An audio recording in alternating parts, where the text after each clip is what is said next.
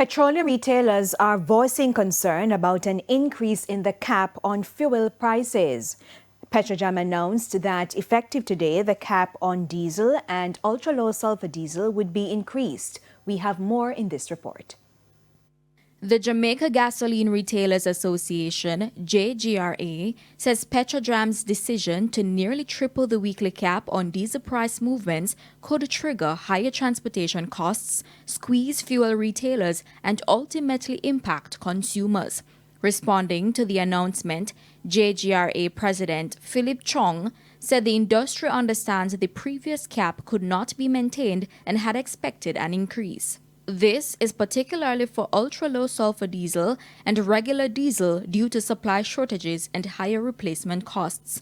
However, he noted that the revised cap represents a significant increase and could have serious implications for the transport and haulage sectors. One is that the transport sector, the haulage sector, will be looking at this increase in depth because this is a 5% increase over what was already happening.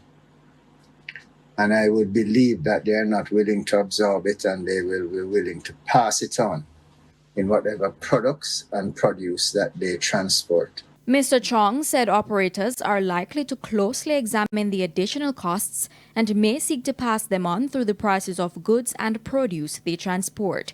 He also pointed to a potential impact on petroleum retailers who purchase fuel directly and will now require substantially more capital to maintain inventory levels. The retailers are the ones who actually purchase the fuels.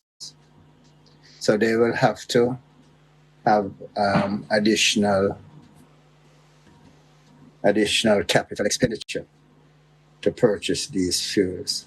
And it is an astronomically high amount. Now, according to Mr. Chong, retailers operate on fixed dollar margins controlled by marketing companies, meaning their profit margins could shrink as fuel prices rise. He warned that the change could make it increasingly difficult for some retailers. The multinational marketing companies are controlling